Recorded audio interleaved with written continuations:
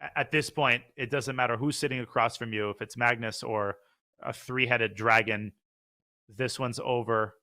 And black can't even sack the knight for the pawns because white's got too many of them on the king side and in the center. Exactly. Yeah, it looked a bit shaky. Yeah, that Vincent spent a little bit more time than he needed. On the other hand, the position was complex, and he made sure that he calculates everything to the slightest detail, and he proved right. And to convert any endgame against Magnus Carlsen in so smooth a fashion is also what impressed me. It's not just the fact that he seized his opportunity, but also that he traded rooks, which was a very mature decision. It was a hard decision because he left Magnus with this outside passer on b5. And Vincent realized that even though his own pawn majority was less advanced, that it would ultimately decide the game. And it just has a historical moment. Vincent Keymer defeats Magnus Carlsen, the highest rated player in the world in chess history, in the first game of their mini match. What a huge moment, Peter, for the German youngster. The biggest update of the first game of round 4, where there is 32 players left, is that Magnus Carlsen lost to Vincent Keymer, the German youngster. It's the first game of the match, tomorrow's second game. And let us have a look and find out how did the young Vincent Keymer defeat the number 1 player in the world, Magnus Carlsen. So it was a queen's gambit transposition, exchange variation. Okay, bishop b4 and e3. So opening is sort of like the London system. Bishop has come to f4. Black also placed, Magnus also placed bishop f5, and now bishop b3 takes. c6, a very solid opening by white. Knight h5 and bishop e5, inviting f6. Knight d7 and h3. Asking black if you want to take here. Do you want to take the piece? Take the bishop, exchange off, but then the knight could get trapped easily. You'll have to spend a tempo to make space for the knight. So knight f6 back and bishop came back. Castles and a3. Bishop back, castles. Rook e8, rook c1. Queen e7 and b4. So far, knight f5. So white got a small edge here. Right now, Magnus placed takes and queen e6. The knight gets kicked back almost. Knight came back by itself. It was defended, but still came back. And now queen d6, king g1. All logical stuff. So here it looks like the game is heading to drawish waters, right? a5, queen b1 takes. No, he doesn't take. Knight b6 takes. Knight c4, and of course you can't play queen b7 because rook b8 traps the queen. So queen b4, inviting a queen exchange. Magnus plays rook takes a5, getting back his pawn. And here Vincent played a cute little tactic. He played knight takes pawn. Doesn't win it, just a way to exchange of pieces. So it's a pity that it doesn't win material because it's very nice. The point being, if if queen takes knight, you of course take back. And what happens if queen takes queen?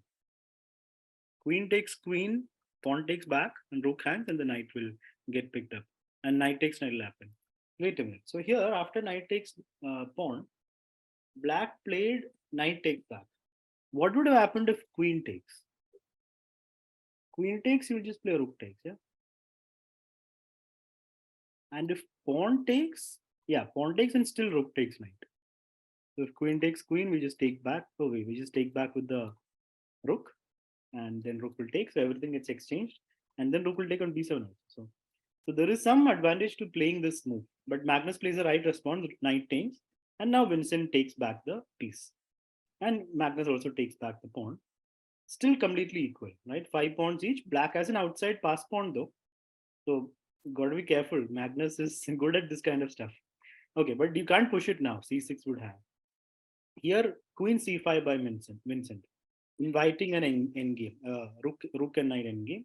And here, rook a8, knight f5, pawn h5, g4 takes, so gaining some space is white. And now rook a2, rook b1, putting pressure on the weak pawn there.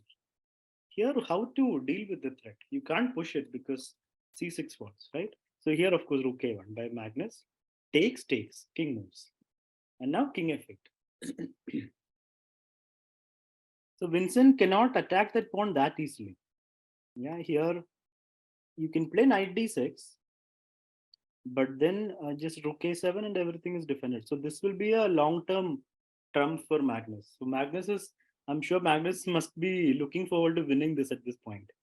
If he can get the king in, then the pawn can start pushing and can become a real problem for Vincent.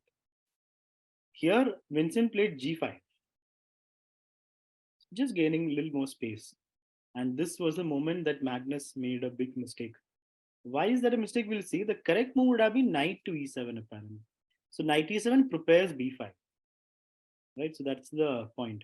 Now, why is knight c7 a big mistake?